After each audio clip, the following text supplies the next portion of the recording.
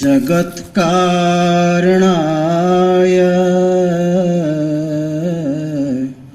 नमस्ते चिते सर्वलोकाश्रयाय नमोद्वैततत्त्वाय मुक्तिप्रदाय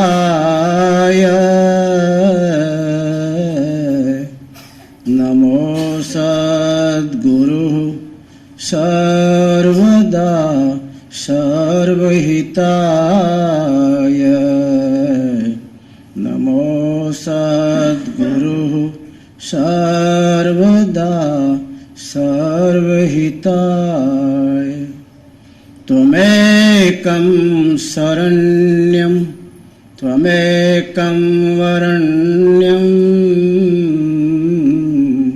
त्वमेकं जगत् पालक स्वस्वरूपं त्वमेकं जगत्कर्ता पालक प्रहर्ता त्वमेकं विभुः सर्वदा शान्तिरूपम् नमामि सद्गुरुं देवं शक्तिः धीशपरात्परम् मायातीतं निर्विकल्पं ज्ञानगोतीतवागीशम् अखण्डमण्डलाकारं व्याप्तं येन चराचरं तत्पदं दर्शितं येन तस्मै श्री गुरुवे नमः तस्मै श्री गुरुवे नमः कमठ दृष्टि का ध्यान गगन में लावना साधो कमठ दृष्टि का ध्यान गगन में लावना मकड़ी पकड़े तार इस भांति चढ़ावना साधो मकड़ी रे पकड़े जो तार इस भांति चढ़ावना झिलमिल झलके नूर त्रिकुटी महल में अरे हाँ पलटू बना हमारा काम संत की टहल में झिलमिल झलके हो नूर त्रिकुटी के महल में बना हमारा काम संत की टहल में कमठ दृष्टि का ध्यान गगन में लावना मकड़ी उलटे जो तार यही भांति चढ़ावना।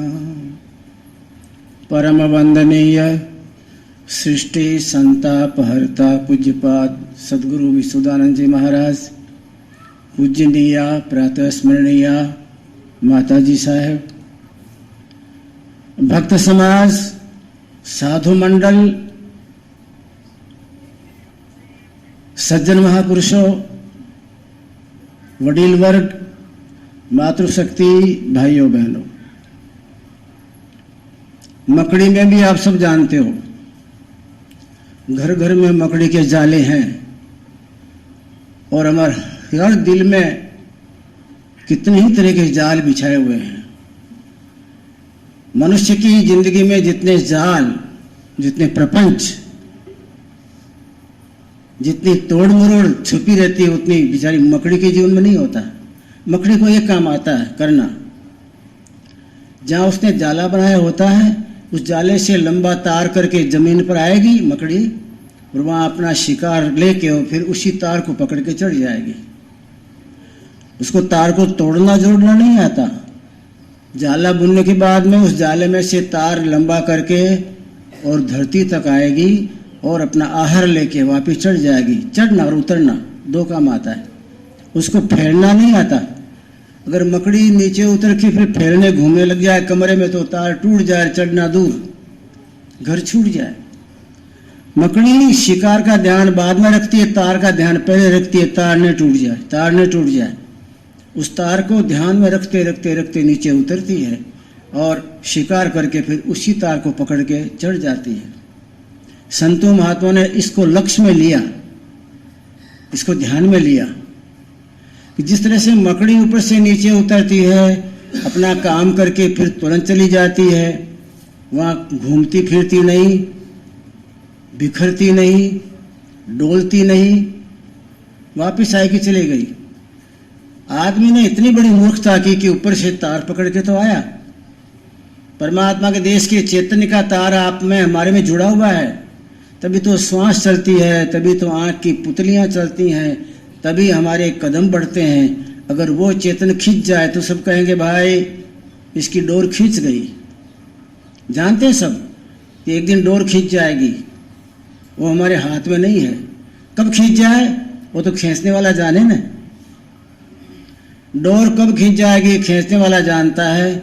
डोर पकड़ के हम नीचे आ गए और आने के बाद में हमने अपने आप को फैलाया दुनिया में संबंध बांधे, घर बनाया, खेती बाड़ी, मकान दुकान, व्यवहार, सगे संबंधी, कुटुंब परिवार, क्या कहा जाए, दुनिया भर का विस्तार बना लिया। उस तार को भूल गया मूर्ख। उस तार को बगल में दबाए रखता और सब काम किया करता तो कोई तकलीफ नहीं थी। लेकिन जो परमात्मा के देश का चेतन तार, जो तार आप में हमारे में उतरता है, हमको नहीं दिखता। ये चमड़े वाली आंखें तो खाली माया के पदार्थ को देख सकती है। परमार्थ के और परमात्मा के उस तार को वो देख सकता है जिसको बाहर से आंखें बंद करना आता है और अंदर की उघाड़ना आता है। अंदर की आंख से वो तार देखा जाता है, अंदर की आंख से जगत के जगदीश का नजारा भी देखने में आता है। अंदर की आंख से ब्रह्मांड के धनी की बैठक को भी आप देख सकते हैं। और अंदर की आंख तो अलग मलक को देखती है और बाहर चमड़े वाली आंख माया के बनाए हुए सैंपल को देख सकती है, जो माया ने बनाया है, छोटा हो कि बड़ा हो। माया के बनाए हुए सैंपल के अलावा ये आंख और कुछ नहीं देख सकती।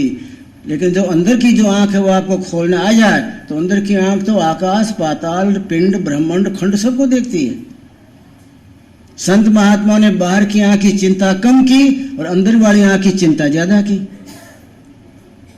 आप और हम सब बैठ के विचार करें कि हमारी जिंदगी में हमने कभी अंदर वाली आंख की चिंता की है कि अंदर वाली आंख खुलती है कि नहीं खुलती। अंदर वाली आंख खुलती है तो क्या तरीका उसका है। अंदर वाली आंख खुलने के बाद में क्या क्या नजारे दिखते हैं और अंदर वाली आंख खोल कौन देता है।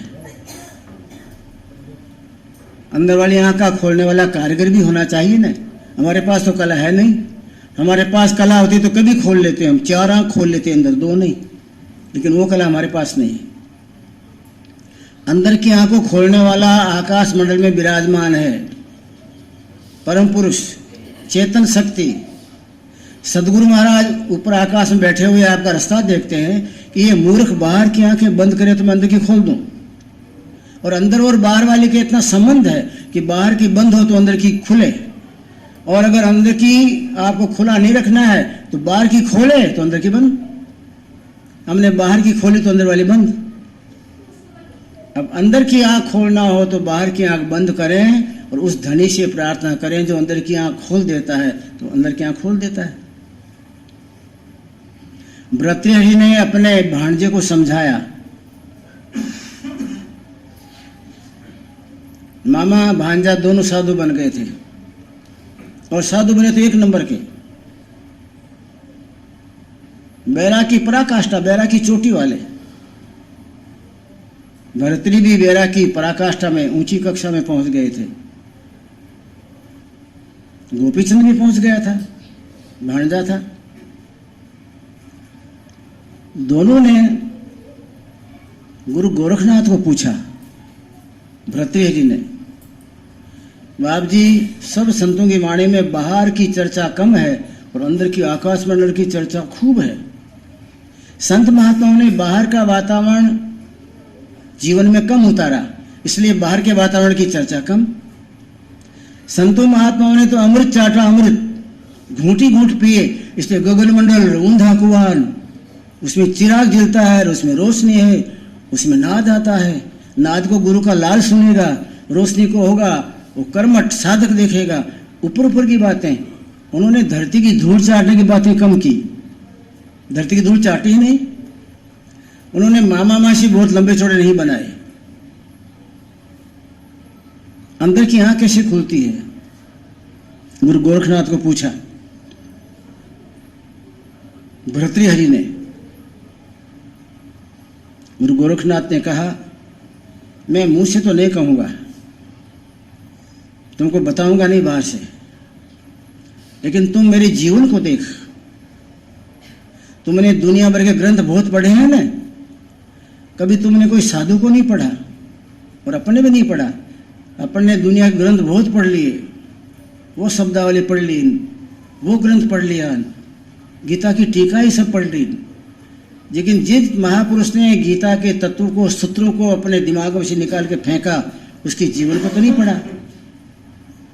गीता के सारे सूत्र वेदव्यासी के दिए हुए हैं और वेदव्यासी ने ऐसा फरमाया कि कृष्ण भगवान ने महाभारत के मैदान में जो गीता अर्जुन को सुनाई, वो गीता मैंने सुनी। इसमें कौन ना बोलेगा? हम ना तो नहीं कह सकते। जिस वेदव्यास ने धरती पर रहते रहते ब्रह्मांड के धनी का नाद सुन लिया, वहां की आवाज सुन ली, तो महाभारत क्या मुश्किल है?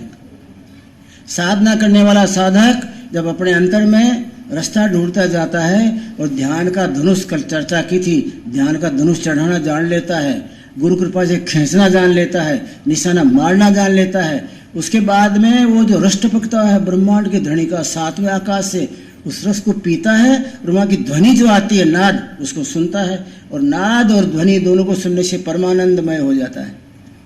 अब साथ साथ ब्रह्मांड को तोड़ के फोड़ के वहाँ के चेतन को निरखने वाला, वहाँ के रस को पीने वाला, वो क्या महाभारत की लड़ाई के दृश्य को नहीं देख सकता? तो इसलिए हम ना नहीं कह सकते। वेदव्यास ने दूर देखा होगा, इसलिए कि उसकी दिव्य दृष्टि खुली हुई थी। हमारी दिव्य दृष्टि खुली हुई हो तो हम यहाँ बैठे बैठे हिमालय की गुफा में कोई महात्मा भजन करता है, उसका दर्शन कर सकते हैं। अंदर दृष्टि खुली हो तो। बाहर की दृष्टि है तो हमारे खेत तक पता लगे, खेत में गाय घूम रही है, भैंस घुस गई है, उसके आगे तो नहीं देख सकते ना। वेदव्यासी ने तो जब ब्रह्मांड के धनी को पी लिया था, ब्रह्मांड के धनी के नजारे कर लिए थे, तो उसको तो क्या मुश्किल है कि महाभारत की लड़ाई के अंदर कृष्ण भगवान ने कहा हो और अर्जुन ने सुना हो, वेदव्यासी ने भी सुन लिया गीता के सारे ज्ञान को। उनके लिए कोई मुश्किल नहीं होता, हम सब के लिए मुश्किल है। तो क्या कारण है? उन लोगों ने संसार के बाहर के व्यवहार को गौण कर दिया, पुड़िया में बांध दिया। संसार के प्रपंच में कम रचे, ज्यादा रचे पचे नहीं। संसार के रस को कम पिया। संसार को उन्होंने कहा नीरस है, नीरस, और परमात्मा के लिए कहा कि सरस। सरस रस वाला, कोई रस ही रस उसमें और कुछ नहीं। परमात्मा में रस के सिवाय कुछ नहीं और संसार के अंदर में धूल के सिवाय कुछ नहीं। नीरस है, कुछ नहीं। परमात्मा सरस है, रस वाला है। और वेद उसको बोलता रसोवेश है परमात्मा न है। परमात्मा रस का भंडार है, परमात्मा रस का गुब्बारा है। एक पिन मारो की रस। परमात्मा में हड्डी नहीं, मांस नहीं, अन्य अन्य वस्तुएं नहीं, मात्र रस ही रस भरा हुआ है। और वो रस कौन सा है? वो परमात्मा का रस भरा हुआ है, चैतन्य रस। चैतन्य भरा हुआ है। एक टीपा आपके ऊपर एक बूंद गिर जाए तो सारा शरीर चेतन चेतन हो जाए। ऋषि मुनि महात्मा पूरी जिंदगी जंगल में भजन करते करते व्यतीत कर देते थे, मात्र हड्डियां रहती थी। मांस गल जाता था, चमड़ा सूख जाता था, हड्डियां मुड़ जाती थी, उसके बाद भी नाम की साधना के आधार बैठे रहते थे। और जिस दिन नाम की साधना खिली, परमात्मा की आंख उघड़ी और उसको कृपा दृष्टि से देखा, एक ऊपर की बूंद गिरी कि मानो राजमहल से राजा न आया हो, ऐसे बन जाते थे। महाराजा उत्तानपाद के लिए लिखा हुआ है, कभी पढ़ना रामायण। उत्तानपाद को दुख हुआ।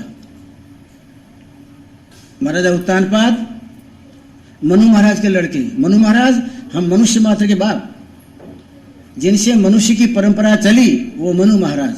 मनु महाराज का लड़का नाम उत्तानपाद। शत्रुपा नाम की रानी। पूरा भारत उनके हाथ में नहीं, विश्व के हाथ में। बहुत बड़ा राजा, चक्रवर्ती सम्राट। इंद्र महाराजा भी उसके महल को देखने आते थे, लेकिन क्या मालूम उसको महल लुभा नहीं पाया। उत्तानपाद कभी रात को उठ के बैठते, पत्नी से बोलते, शत्रुपा तुम इस महल के अंदर में कोई काटता नहीं है? तुमको इस महल में नींद कैसे आ रही है? मुझे तो यमराजा दिखता है बैठा हुआ। जिस कोने में देखता हूं यमराजा मुंह फाड़ के मेरी तरफ दौड़ता है। आंगन में देखता हूं तो मौत की डाकण खड़ी है। तुमको नहीं दिखता? एक न एक दिन ये यमराजा मुझे खा जाएगा और मौत की डाकण तुम्हें खा जाएगी। दोनों का सत्यानाश हो जाएगा। ये महल तो पड़े रहेंगे। तुमको कैसे नींद आती है? कैसे सुहाता है ये? तुमको रहना तो रहो महल में, मैं तो चला जाता हूं। रात को 12 बजे स्वयं मनु किसी को कहे बिना चल पड़े। पत्नी ने कहा, जब इतना बड़ा महल छोड़ दिया तो महल से भी ज्यादा कीमती वस्तु मिली होगी ना इसको। कोई ओलिया महापुरुष मिल गया होगा, उस ओलिया महापुरुष ने अद्भुत शक्ति दे दी होगी, तभी तो महल को छोड़ दिया।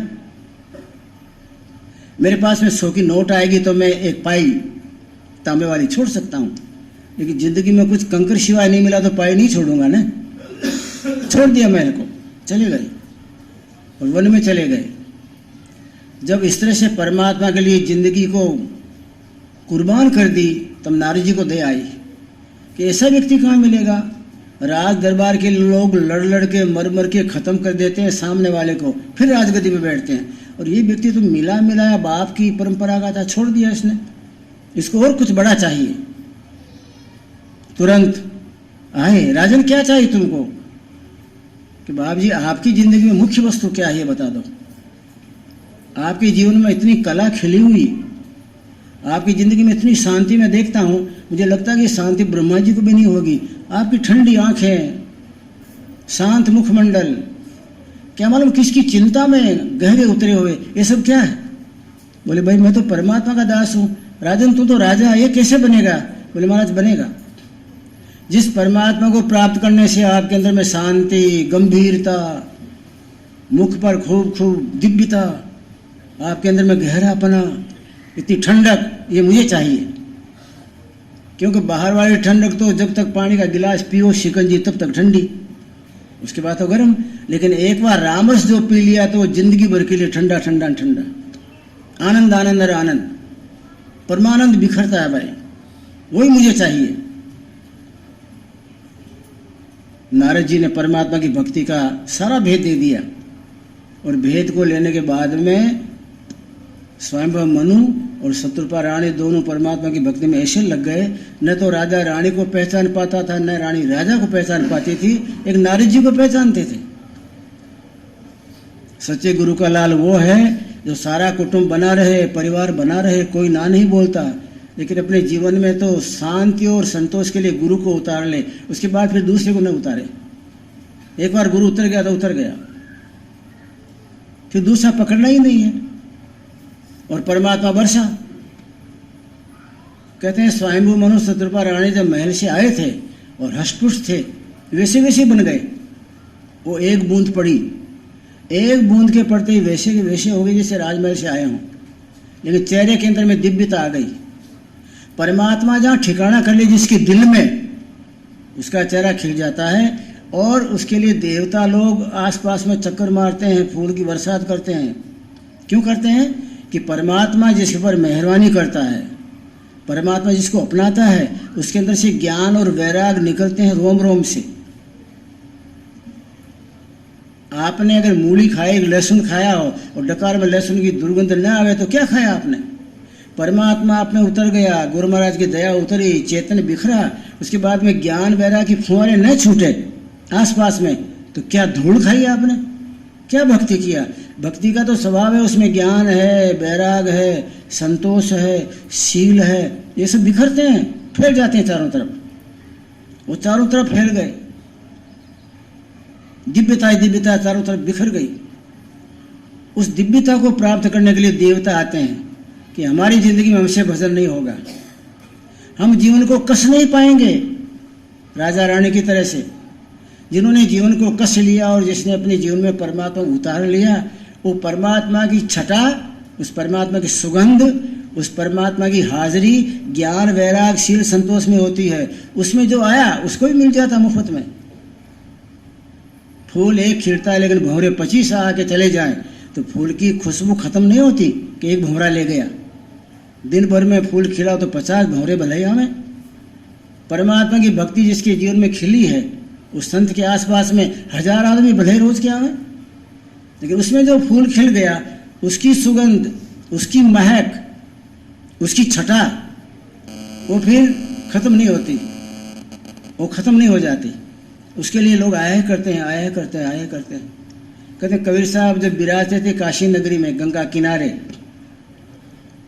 तो दिन भर तो लूले लंगड़े आके बाप जी मेरे ये नहीं है वो नहीं है, कबीर साहब सबको पूरा करा देते थे। कोई सेठ आए, भाई भोजन करा दो, सेठ इन सबको एक कंबल दे दो, ठंडी का मौसम है तेरा भला हो जाएगा। सेठ सबको एक बिछाने की दरी दे दो, वो सब हो जाता था। वो सब आराम से सोते होते। तब कहते हैं रात के टाइम में वो तो सब सोते होते ठंड में दुबक के, लेकिन कोई बातें करता है। कोई झुंड, एक नहीं दो नहीं 50 नहीं, सैकड़ों का झुंड बातें कर रहा है कबीर साहब से, ऐसा लगता है उनको। आलस में थोड़ा खोल के देखते कंबल को, इनको दिखता तो नहीं, कबीर साहब बैठे दिखते। लोगों ने कहा हम गुदड़ी में सोए रहते हैं लेकिन रात भर कोई चर्चाएं तो चलती रहती है। ये कबीर साहब दिन भर हमारी पूर्ति करता है, ये कबीर साहब दिन भर हमारे खड्डों को पूरा भरता है, रात को किसके साथ बात करता है महापुरुष जी। सवेरे एक ने पूछा, बाप जी रात के टाइम में भी कुछ चर्चाएं चली रहती हैं, कोई पूछता है आप जवाब देते हैं, कोई शंका करता है आप समाधान करते हैं, रात को क्या होता है? कबीर साहब ने कहा भाई तुम दिन को तो संसारी मनुष्य, संसार की वस्तुएं मांगने वाले होते हो, तो कोई सेठ को बोल देता हूँ दे दे इन सबको। रात को संसार की वस्तु वाले नहीं, रात के टाइम में आत्मा के खोजी, अपनी आत्मा को खोजने वाले, जो आत्मा हमारी रात की खोजे बिना खोजे पड़ी है, खान में पड़ी है, उस खान को खोद के हीरा निकालने वाला कोई है। हमने कर्मों की खान में हमारी आत्मा को दबा दिया, हीरा दबा हुआ है। जो आत्मा खोजी होते हैं ना भाई, वो रात को आते हैं। बाप जी आज तो बहुत लंबी बात चली, कौन है कि आज दत्तात्रेय आए थे, और दत्तात्रेय कोई जीवन में जो कोई कमी रह गई थी उस कमी को पूरा करने के लिए दत्तात्रेय महाराज मेरे पास रात में बैठे रहे, चर्चा करते रहे। अब वो इतनी दूर से आए हो ब्रह्मांड के पट से, तो मेरे पास आओ तो हमको तो अगर उसका शंका समाधान न करें कौन करेगा। तो ये सब देवता लोग, ऋषि लोग, महर्षि लोग इन महापुरुषों के किए गए भजन को सहज में पीने के लिए, वो दिव्यता प्राप्त करने के लिए रात भर चक्कर मारते रहते हैं। महापुरुष कभी रात को सोते नहीं। आप सोए और आपके घर बहुत दूर का मेहमान आया तो कैसे सो जाओगे? कभी दत्तात्रेय आते, कभी व्यास आते, वशिष्ठ आते, अंगिरा पाराशर आते, सब आकर अपनी कमियां पूर्ति करने के लिए रात भर दुनिया वाले न जाने सत्संग कर करके भेद लेके चले जाते। मैंने एक पुस्तक में पढ़ा, मंगतराम महाराज हो गए, अभी उनको मैं समझता हूँ 100 वर्ष भी नहीं हुए, 60-70 वर्ष शरीर छोड़े हुए मंगतराम महाराज को। जंगलों में रहते थे, पहाड़ों में। एक शिष्य उनका सेवा में रहता था, भगत बनारसी दास। वो कभी पास के गांव में कोई दूध लेने के लिए चला जाए, और दूध लेने के लिए जाए तो दूध ले आए, फिर महाराज को चाय बना के पिला दे। महाराज खाते पीते नहीं, खाली 1-2 बार चाय पी लेते, फिर भजन। वो चले गए तो उस दिन बरसात थी रस्ते थोड़े, वर्षा के कारण से जो केड़ी होती है पगडंडी, वो वर्षा से धुल गई थी, तो और दूसरे गांव में चले गए। पता लगा तो और गांव आ गए। रात के अंधारे में अंदाज से कहा भाई मैं तो महाराज के लिए दूध लेने को आया था, अरे हमारा सेवक का गांव तो और कहीं रह गया। कहा कोई बात नहीं बाप जी, यहाँ से ले जाओ ना। ये लेके वापस गए तो देखे कि महाराज ने खड़े हुए फिर अपनी जो ओढ़ने की कंबल थी उसको 2 लड़ा किया, 4 लड़ा किया, फिर बिछाया। बिछाने के बाद फिर लंबे लंबे जैसे बात करते हैं, हाथ तो लंबे लंबे करे, कभी ऐसा करे, कभी वैसा करे, कभी ऐसा करे, मुद्रा बनाए। ये खड़े रहे कि बाप जी आज पागल हो गए, क्या हुए? ये गुरु महाराज इतना अद्वितीय ज्ञान वैराग वाला महापुरुष और लंबे हाथ कर रहा है, जिसे कोई पागल नहीं करता हो।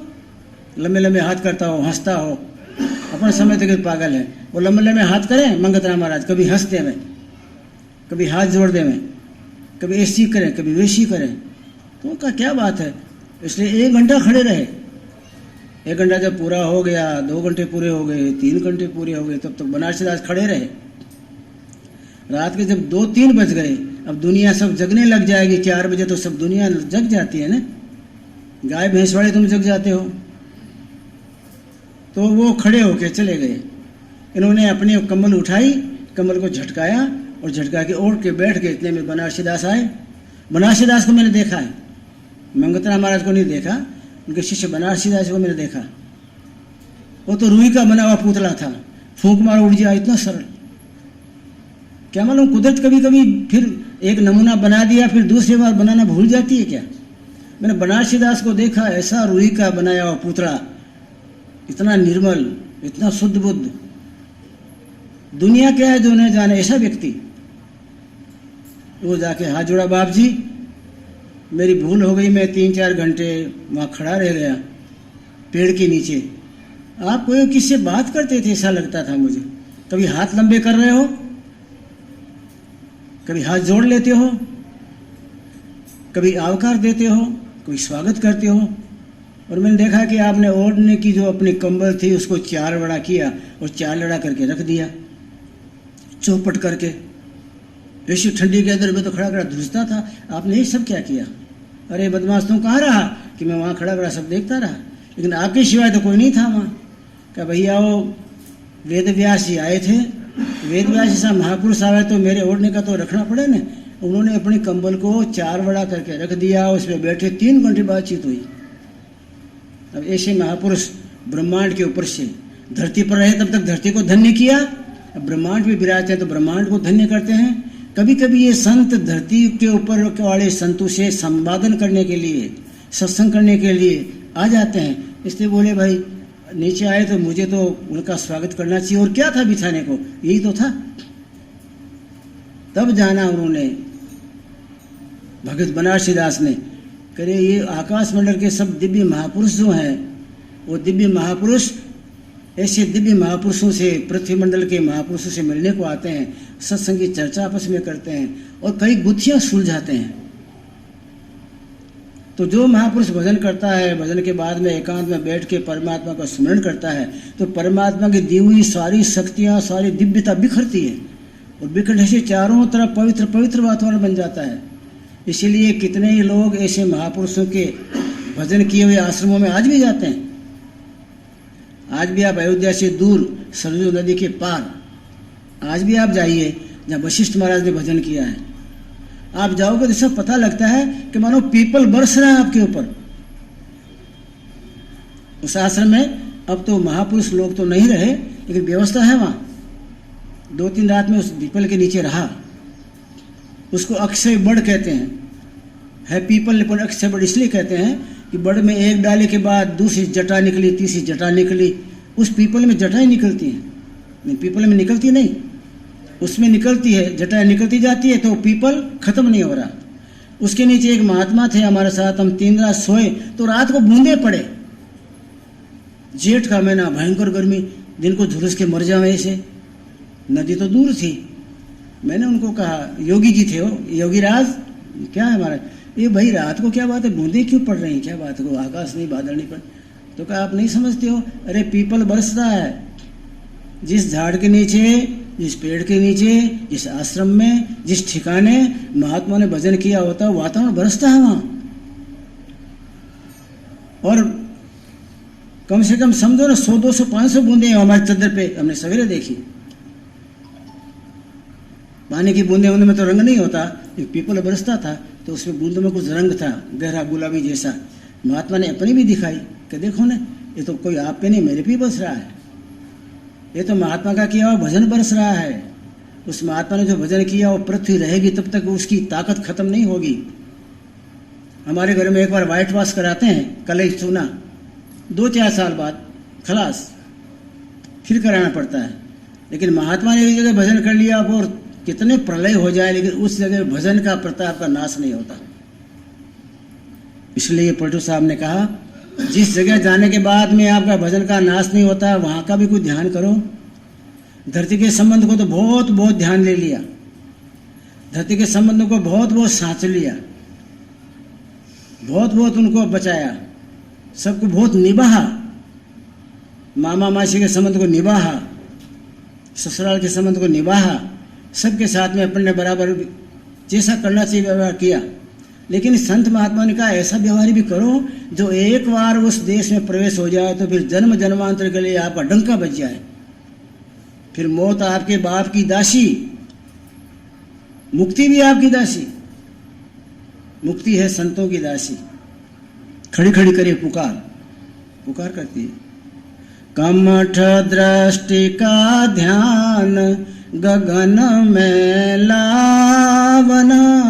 हे साधुओं, मेरे से पूछते तो एक बात करता हूं मैं, दूसरा कुछ नहीं कहूंगा। थोड़ा ध्यान किया करो, ध्यान किया करो, ध्यान किया करो। कोई कमजोर आदमी को देख के डॉक्टर बोला करता है, अरे शाम को थोड़ा दूध पिया करो, दूध पिया करो भाई, दूध पिया करो। तो पीता है बदमाश, घर में नहीं है तो कहीं से खरीद के लाता है।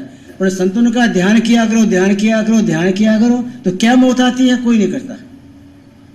ऊपर जाने में क्यों मौत आती है? जहां आपको अजर अमर अविनाशी का संग मिलेगा, आपका सगा बाप आपको गोदी में लेने को बैठा हुआ है। संतों ने समझाया है, सतगुरु शरीर छोड़ देते हैं, देह छोड़ने के बाद में अपने भक्त के त्रिकुटी के मंडल में, त्रिकुटी के महल में विराजमान होते हैं अखंड मंडलाकार में, और रास्ता देखते हैं मेरा भक्त कब ध्यान के लिए यहाँ तार जोड़ता है, कब ध्यान के लिए तार जोड़ता है, कब ध्यान के लिए तार जोड़ता है। ये त्रिकुटी के पास में आ जाए तो मैं दोनों हाथ पकड़ के, सुरता निरता पकड़ के इसको ऊपर खींच लूँ, इसका भला कर दूं, इसको त्रिकुटी का राज दे दूं, त्रिलोकी का मालिक बना दूं। वो आपके हमारे गुरु महाराज आपको हमको उपदेश देने के बाद त्रिकुटी के महल में विराजमान है और 100 वर्ष तक आपका रास्ता देखते हैं। आज आएगा मेरा बच्चा, कल आएगा मेरा बच्चा, परसों आएगा मेरा बच्चा। लेकिन एक काले माथे का बच्चा कौन जाने कब जन्मा है, इस जगत में धूल चाटने के सिवाय फ्री नहीं होता, उधर जाता भी नहीं। लेकिन पटू साहब ने कहा, हे भले आदमी, और सब काम तो कर चुके ने, एक काम और भी कर लो। जैसे कछुआ पानी में रहता है और नदी के किनारे रेत में अंडे देता है, पानी में रहते रहते अपनी दृष्टि से वहाँ देखा करता है, देखने से उसकी दृष्टि के प्रभाव से वो अंडे पक जाते हैं। ऐसे आपका भी ऊपर एक त्रिकुटी में अंडा है, स्वर्ण अंडा, सोने का अंडा, चैतन्य, उसको सुरता निरता से फोड़ने का है, उसमें झनकार निकले, शब्द की धारा फूटे, एक बूंद पड़ गई तो आप तो अमर हो गए, आपको छू गए वो अमर हो गए। कमठ दृष्टि का ध्यान गगन में लावना। लाना है तो और कुछ मत लाना, ध्यान लाना कहाँ? गगन में। हमारा देह पूरा हो गया, देह के बाद में आंखों के ऊपर गगन है, गगन। उस गगन में जो मगन है वो तो है साधु, और जो गगन का सपना जिसको नहीं आता है वो है संसारी। जो रस को चखने की जिसको चाह लगी है, रस को चखने की जिसके अंदर में ताला भी लगी हुई है, वो है साधक। और संसार का धन वैभव भेगा करने में लगा मरा पड़ा हुआ बाधक। भक्ति का बाधक उसका सत्यानाश है, और साधक वो तो गुरु महाराज जी गोदी में खेलेगा ना। हे भाइयों, जिस तरह से तालाब के अंदर में, नदी के अंदर में कछुआ चारा ढूंढता रहता है लेकिन दृष्टि अपने अंडों पे रखता है, दुनिया के काम सब करते रहिए, शादी ब्याह करो बच्चों के, खेती बाड़ी करो, खड़ा निकालो, बाजी घर में लाओ, लेकिन आपका चित्त, आपकी दृष्टि, आपका लक्ष्य वहाँ होना चाहिए जहाँ आपके गुरु महाराज विराजमान है। कहाँ? त्रिकुटी महल में ठाकुर द्वारा। आपका सच्चा ठाकुर द्वारा, सच्चा गुरुद्वारा त्रिकुटी में है। ये गुरुद्वारा तो आप खेत में जाओगे तो कहाँ साथ ले जाओगे? लेकिन त्रिकुटी वाला गुरुद्वारा खेत में गए, भैंस चराने को गए, भैंसें चल रही हैं, वहाँ बैठ गए और बैठने के बाद थोड़ा सा ध्यान लगा दिए, जो आपकी सुरता चढ़ गई, जो टच हो गई, तो जिंदगी भर का मामला साफ, सारा कराया कचरा पट्टी का दूर हो जाना और भाग खुल जाता। भाई संतों ने बार बार कहा गगन मंडल में जाओ, ऊंधा कुआं है वहाँ, दुनिया वाला सूंधा कुआं, उसमें तो खींचना पड़ता है डोरी से, ऊंधा कुआं तो कोई खींचना पड़ता नहीं, थोड़ी सुरता लगाओ, सुरता का तीर लगा नहीं कि वहां से वो अमृत का धार छूटा नहीं, वो धार छूटी कि आपकी तृप्ति। ऊंधा कुआं में पीना कोई मुश्किल नहीं है, सूंधा कुआं में पड़ना ही दुर्बल और उसमें से निकालना ही मुश्किल। उल्टा कुआं गगन में, उसमें जले चिराग। उल्टा कुआं की बात करी पलटू साहब ने। ये भाई तुम्हारे देह के अंदर में दोनों आंखों के ऊपर तुम देखो, दोनों आंखों का फोकस डालो, वहाँ उल्टा कुआं है, उसमें चिराग जलता है, प्रकाश है। अगर आपके दोनों आंखों का फोकस उस उल्टे कुएं के अंदर में तल में निर्मल नीर को टच कर गया तो उसके अंदर प्रकाश है। ध्यान करने वाला जानता होगा, ध्यान करने आप बैठते हो और आधा आधा एक एक घंटा बैठने का अभ्यास करते हो, 2-4-6 महीने बाद आपको अंदर में बिजली चमकती नजर आएगी। 2-4-6 महीने बाद में आपको तारे, आकाश के छोटा तारा, बड़ा तारा, ये गुरु का तारा,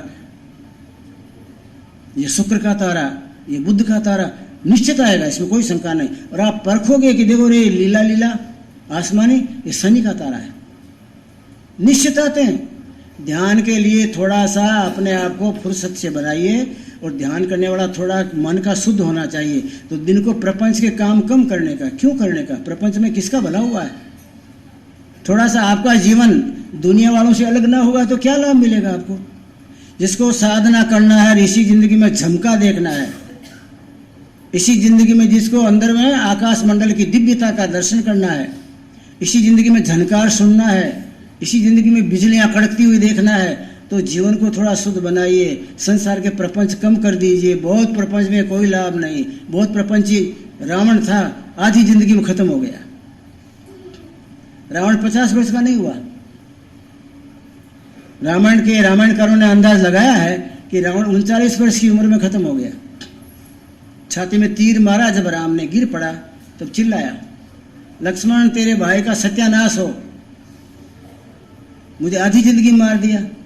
अब तक तो मैंने भेगा ही इकट्ठा किया, अब तक तो मैंने राजाओं से लड़ाई की, सबको मारा पीटा, उनका राज का सब ले आया, इकट्ठा किया कि 40 वर्ष के बाद भोगूंगा, 40 वर्ष तक सब इकट्ठा करूंगा दुनिया भर का, और 40 वर्ष के बाद कुछ नहीं करूंगा, पड़ा पड़ा भोगूंगा। लेकिन अभी तो 40 वर्ष या 39 का हुआ, तेरे भाई ने मार डाला, अब मेरी संपत्ति का क्या होगा।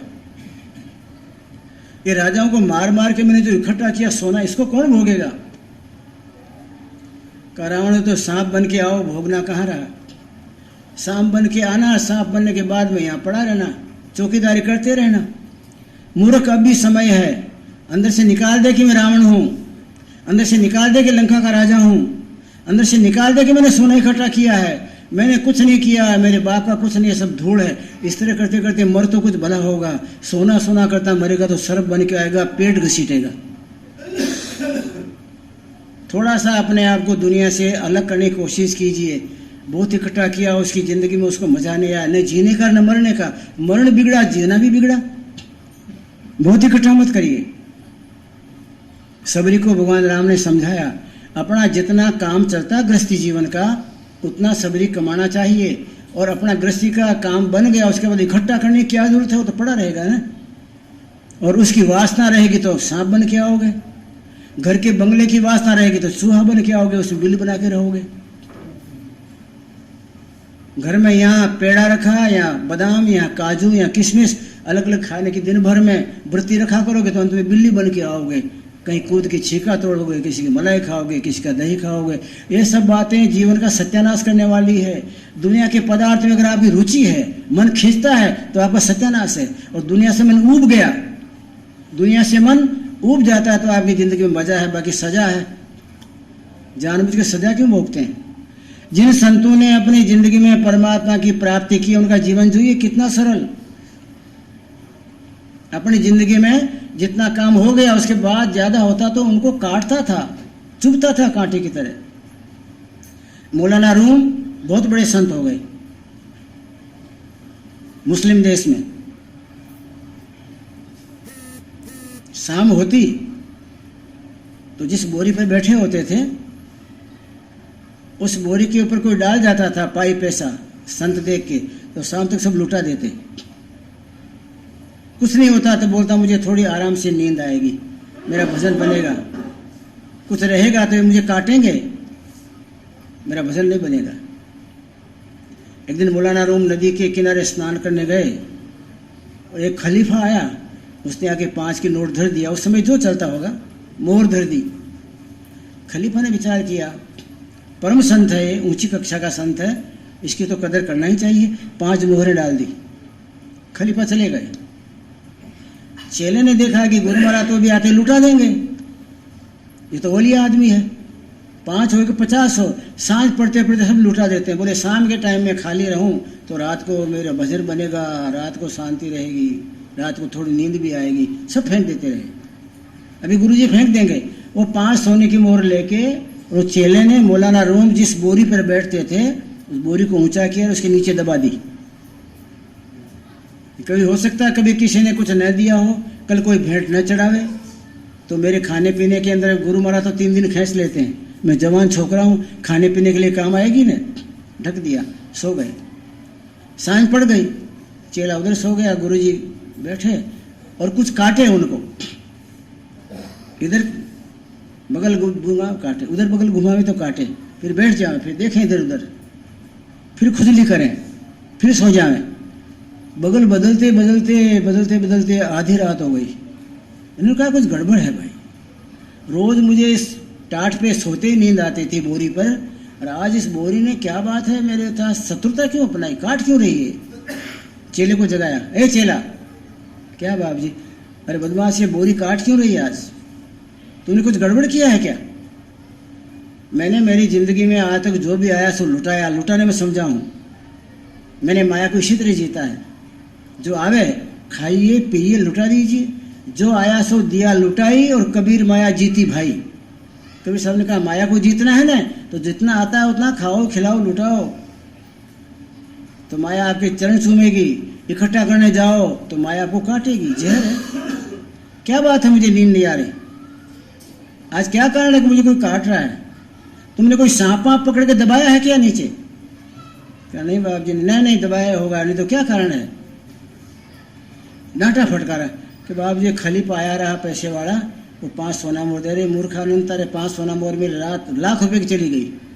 रात को बैठ के परमात्मा के साथ तार जोड़ता, जगत के धनी से बात करता, उनकी गोदी में खेलता कूदता, उनकी रूह को उनकी चेतन को जगत में बिखेरता, बेचारी गरीबों दुखियों को धन्य धन्य बनाता। बदमाश इतना नुकसान कर दिया। बोरी उठाई, देखा, बोले उठाए इनको, जाओ नदी में डाल के आओ। अरे बाप जी मुश्किल से कल का नदी में डाल के आओ इसको। जो मेरे को काटती तो किसको शांति देगी, सबको काटेगी ना। जो बात आपको नुकसान करती है वो दूसरे का भला कैसे कर सकती है। लेकिन आपको हमको मोह ममता के अंदर ये सब ज्ञान नहीं होता है। इधर सर्पों को इकट्ठा कर लेते हैं, हम जमीन में गाड़ देते हैं, वही काले सर्प आपकी मौत बिगाड़ेंगे, छोड़ेंगे नहीं। इसलिए संतों ने समझाया जितना आपको जीवन में खर्च करने से जीवन चले उतना रखिए, बाकी समाज बहुत लंबा चौड़ा पड़ा है, गरीब है, दीन है, दुखी, दीजिए ना सबको, खाओ और खिलाओ, इससे बड़ा और क्या है। परमात्मा का नाम लीजिए और जो ज्यादा है उसको खिलाइए, और जो आपका हाथ का खाएगा वो आपके कहने वाला नाम भी लेगा। और कहे कबीर कमाल को, वो बात अपने दिमाग में क्यों नहीं आते कभी न कभी। साहब की बंदगी करना और भूखे को खाने को देना, ये सबसे बड़ा भक्ति का, सबसे बड़ा साधना का तरीका है। आप खुद खाइए, सबको खिलाइए, आप खुद भजन करिए और दूसरों को भजन करवाइए। इससे बड़ा कोई योग, कोई तप, कोई जप नहीं है। लेकिन ये हमको करना नहीं आता। तो जिस तरह से कछुआ अपनी दृष्टि भले ही नदी में तले में उतर जाएगा, ऊपर आ जाएगा सतह पर, मेंढक को पकड़ लेगा, लेकिन उसकी वृत्ति अपने अंडों में रहेगी। जगत का काम का व्यवहार करते रहिए, लेकिन ऐसी साधना बना लो कि आपकी वृत्ति परमात्मा में रहे। क्योंकि त्रिकुटी का दरवाजा तोड़ी बिना चेतन नहीं खिलने वाला, त्रिकुटी का दरवाजा तोड़ी बिना गगन मंडल में नहीं पहुंचने वाले। माया का जो बहुत बड़ा वज्र का कमाड़ है वो टूटेगा नहीं, तब तक श्रुता बेचारी हैरान है, परेशान है, टकरा टकरा के वापिस आती है। पर जब आपकी बहुत ज़्यादा मेहनत गुरु देखता है कि सुरता टकरा के वापिस इसलिए आ रही है कि इसने जन्म जन्मांतर के कर्मों का बहुत बड़ा वज्र बना लिया है। कर्मों का वज्र का इसके ऊपर में बहुत बड़ा सतह बनी हुई है, वो नहीं टूटती इससे। फिर गुरु महाराज दया करके अपनी नज़र करते हैं। नज़र करके गुरु महाराज की नज़र तो अनुभवी महापुरुष की नज़र है, एक बार नज़र टिकी नहीं कि वो माया का पर्दा टूट फूट के खत्म हो जाता है और सीधा ब्रह्मांड खुल जाता है, सुरता सीधी चली जाती है भाई। पर ऐसा कोई मेहनत करे तब ने। कल अपने चर्चा की थी, यारी सदगुरु करी निगाह। मेरे सदगुरु यारी साहब ने निगाह किया थोड़ा सा, अगर ये बेचारा मेहनत कर रहा है, ये बुल्ले सा रात को जगता है, दिन को जगता है, रोता चिल्लाता है, हे परमात्मा पलटू साहब चले गए, कबीर साहब परम धाम चले गए, उन महात्मा ने, दादू साहब ने, सबने पर्दा तोड़ा फोड़ा, मेरे लिए वज्र का पर्दा टूट नहीं रहा है। जब अपने शिष्य को मेहनत करते देखते हैं, अपने शिष्य को खूब रगड़ करते देखते हैं, तो यारी सदगुरु करी निगाह जन बुल्ला का भया विवाह। जो सुरता जन्म जन्मांतर से शब्द से बिछड़ी हुई थी, सुर सब से बिछड़ी हुई थी, गुरु महाराज ने एक निगाह कर दी। एक निगाह माने एक नज़र डाल दी कृपा की, और कृपा की नज़र में सारा ब्रह्मांड का पावर रहता है। एक नज़र डालते पर्दा फूट गया। पर्दा फूटा कि पर्दा फूटते ही सुरता चढ़ी तीर की तरह और शब्द आया ऊपर से, दोनों मिल गए, बस जन्म जन्मांतर की सारी साधना फल गई, जीवन सफल। यारी सदगुरु करी निगाह जन बुल्ला का भया विवाह। मेहनत होनी चाहिए। आप दुनिया में मेहनत नहीं करेंगे तो दुनिया की कोई वस्तु नहीं मिलेगी, और परमार्थ तो 1000 गुणी मेहनत चाहता है। पलटू साहब ने कहा कि मैंने कभी भी ध्यान का दरवाजा छोड़ा नहीं। इनके गुरु गोविंद साहब बहुत बड़ा आश्रम बना के रहते थे, तो बहुत चेले थे, सबको बताते थे। रात को मैं उठ के देखूंगा, गोविंद साहब बोलते थे कि ध्यान में कौन बैठा है, भजन में कौन बैठा है, और खड़ खड़ कौन कर रहा है, नाक किसकी बोलती है, खर्राटा कौन लेता, हम सब देखूंगा। सच्चा गुरु एक मास्टर होता है परमार्थ का। आपकी जीवन की चिंता होती है उसको, आपका हाथ पकड़ा है ना, मैंने हाथ पकड़ा तो इसको छोड़ूंगा नहीं माया के प्रवाह में, इसको तो ठेक ठिकान ले जाऊंगा सिंहासन चढ़ा के, जिम्मेदारी होती है उनकी। तो पलटू साहब कहते हैं मेरे नाम के कितने ही थे उसमें पलटू, और हरदम ध्यान लगा रहते थे। रात को 1 सेकंड के लिए पलटू साहब कहता मैं सोता नहीं, इसलिए कि मेरे गुरु महाराज आकाश मंडल से कभी बोलेंगे चलो पलटू कौन है, और मेरी हाजिरी न हो तो मैं संसार दुनिया की वृत्ति में चला जाऊं, मामी को याद करूं, मासी को याद करूं, गुरु महाराज को भूल जाऊं। तो बार बार चित्त की वृत्ति को वहां लगाने वाला ही परमार्थ प्राप्त करता है। पलटू साहब कहते हैं मैंने वृत्ति को कभी तोड़ा नहीं, लेकिन पहले जो पलटू रहा वो तो 50 वर्ष से वहां था। पर रात का टाइम में कभी कभी मासी याद आ जाए, कभी मामी याद आवे, कभी दिन को खाया हुआ मालपुआ याद आवे, कभी खीर याद आवे, और उतनी टाइम में सब मामला चला जाए। पलटू साहब ने कहा मैंने कुछ खाने पीना को याद नहीं किया, मासी को याद नहीं किया, एक बार गुरु को याद कर लिया, उनके शब्द के दिए भेद को, फिर क्या। तो खुश हो गए परमात्मा, और आवाज दिया रे पलटू है, उस पलटू को जो पलटू 50 वर्ष से रहता था। बड़ा पलटू है, वो बड़े थे, ये छोटे थे। तो पलटू साहब ने चारों तरफ देखा तो बोले बाप जी बड़ा पलटू तो नहीं है, तो तुम कौन है? बोले मैं पलटू हूँ छोटा। कोई बात नहीं, मेरे को देना ही था, वो नहीं तो तुम ले ले, जो हाजिर था मुफ्त में ले लिया, 50 वर्ष पड़ा रहा। तो पलटू साहब कहते हैं दूसरा पलटू एक रहा, एक दूसरा पलटू था, उसके नाम का माल मजा खजाना मुझे मिल गया, कारण कि मैं पड़ा रहता था, दरवाजे पड़ा रहता, मैंने हुंकारा दिया कि बाप जी मैं हूँ, वो तो नहीं है। थोड़ी देर रास्ता देखा होगा गुरु महाराज ने कि नहीं आ रहा है बदमाश, वृत्ति और कहीं है, चल तुम ले ले। दूसरा पलटू एक रहा, भक्ति दई ते ही जान, उसके भरोसे उसके बदले मुझे मिल गया मामला। भक्ति दई ते ही जान, उसको जान के पलटू समझ के मुझे भक्ति दिया। मैंने समझा कि जब मिल रही तो क्यों छोड़ दूं, तो मैंने ले लिया। दूसरा पलटू एक रहा, भक्ति दई ते ही जान, भक्ति दई ते ही जान, नाम पर पकड़ा मोह। मैं नाम से पकड़ा गया, पलटू पलटू पुकारा, वो नहीं था, मैं था, तो नाम से मेरे को मिल गई। बाद में पता लगा अरे बदमाश है तो कल वाला है, अभी अभी आया था, वो आदमी है, तो पुराना कहाँ गया। कहा बाबू जी मैं तो आप ये बोला रहा कि वो पलटू तो नहीं है, और मैं भी नया जो आया हूँ, धूल चाटता हूँ, मैं हूँ बाप जी। तो आपने कहा कोई बात नहीं, भक्ति देते ही जान, वो समझ के मुझे दिया। लेकिन आखिर बड़े की चूक, दिए पर ना ही लेना। महापुरुष थे ना, अब उनसे चूक हो गई, भूल हो गई, तो क्या आप दे दिया तो दे दिया, अब नहीं लेंगे, जा कोई बात नहीं। उसका नंबर फिर कभी आएगा, वो फिर कभी आके चिल्लाएगा, फिर कभी कसक से तीर मारेगा। नाम पे पकड़ा मौका है और गिरा पड़ा धन, पाए छुपाया मैं लिया। क्या मुफ्त का धन मिला, मैंने छुपा लिया। आखिर बड़े की चूक, दिए पर ना ही लेना। बड़े मार्स की चूक थी, बड़े महाप्रभु ने दे दिया तो अब नहीं लेंगे, जा तुम मजा कर। पलटू में गिरता रहा, पड़ा रहा दरबार। मैं गिरता पड़ता दरबार के आगे पड़ा रहा, अर्थात मैं ध्यान को कभी चूकता नहीं था। ध्यान में मेरी सुरता लगी रहती थी त्रिकुटी में। पड़ा रहा दरबार, दरबार में पड़ा रहा और मुफ्त में किसी का धन था, किसी को मिलने वाला मुझे मिल गया। अपने तो आपकी कमाई, हमारा खुद का पसीना हमको चाहिए, लेकिन पड़ा रहना चाहिए गुरु के दरबार में। और गुरु के दरबार में श्रुति क्यों नहीं लगती है कि हम हमारी श्रुति को जगत का रस पिला देते हैं। संसार का अभ्यास हो गया है, संसार का अभ्यास हमको परमात्मा में मार खिलाता है। थोड़ा परमात्मा का अभ्यास कीजिए। दिन के 24 घंटे में 20 घंटे संसार को चाटते हैं, तो 1 घंटे परमार्थ के लिए रोइए। अभ्यास तो उसी का होगा भाई, जो उसके लिए रोएगा, उसके लिए तड़फेगा, वही उसको मीठा लगे।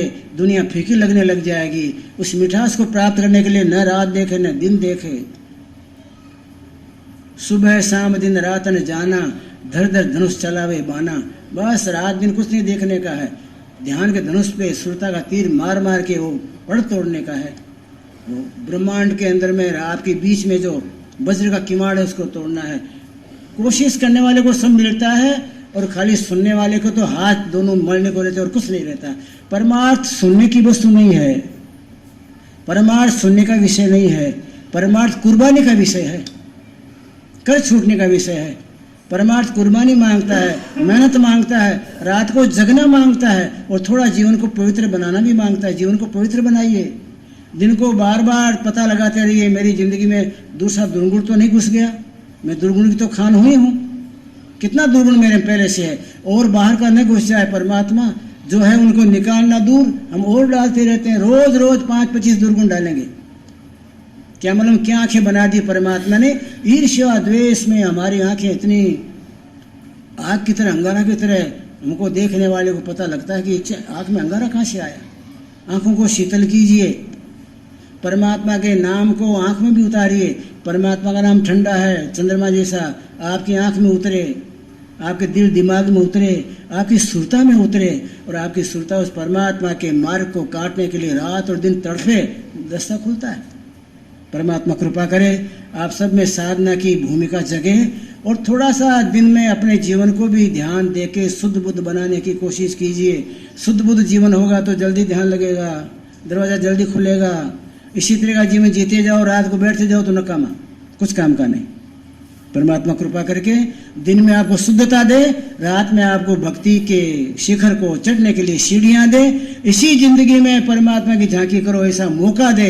इस बात के साथ विराम। बोले सदगुरुदेव महाराज की। आओ छोटे भाई आओ, एक मिनट बात करना उसको, कल का प्रोग्राम बताएगा।